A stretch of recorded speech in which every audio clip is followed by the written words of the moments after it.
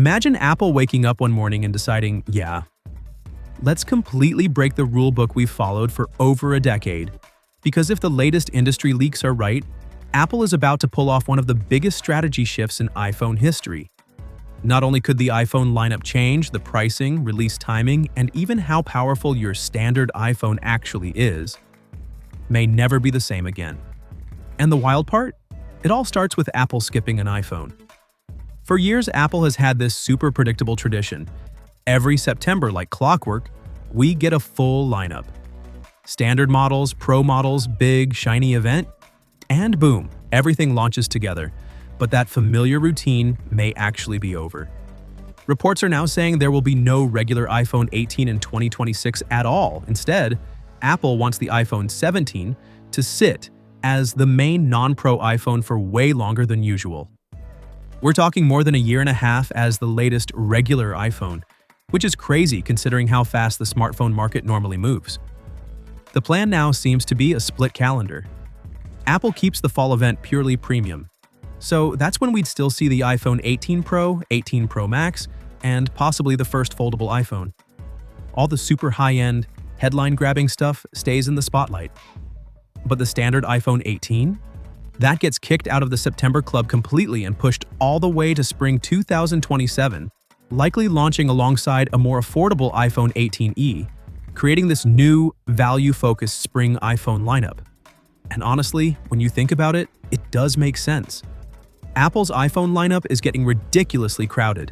With the rumored iPhone 17e and iPhone Air, older models staying on sale, and a foldable joining the party, Apple could easily have 8 or more iPhones available at the same time. Launch everything together and they basically end up competing with themselves.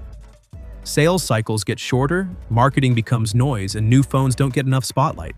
So Apple's solution is simple. Spread them across the year.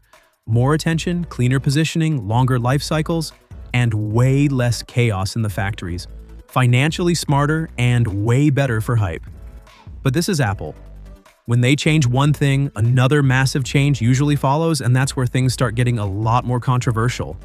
Because while the standard iPhone 18 may be delayed, the iPhone 18 Pro could become the most expensive iPhone Apple has ever made. And the main reason is something you'll never physically see, but it's going to change everything inside the phone.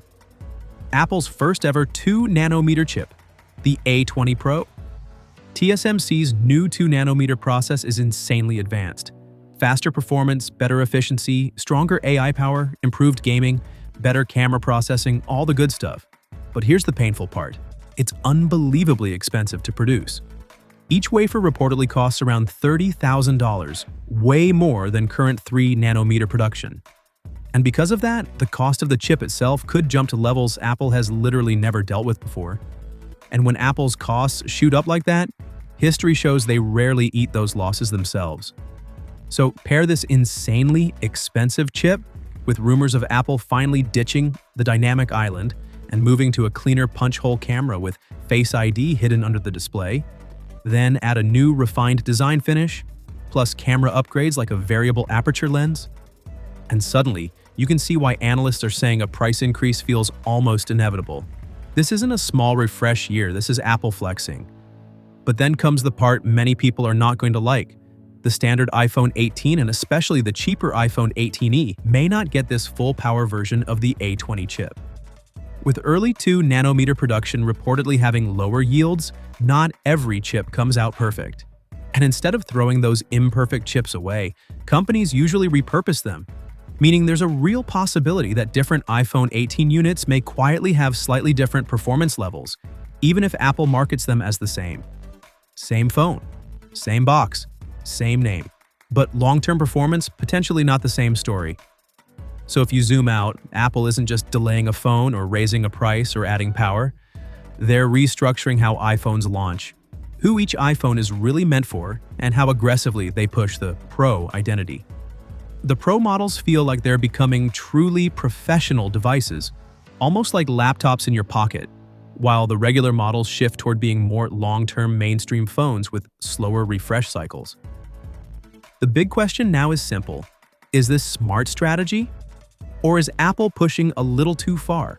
Will people pay more for a genuinely cutting-edge Pro iPhone?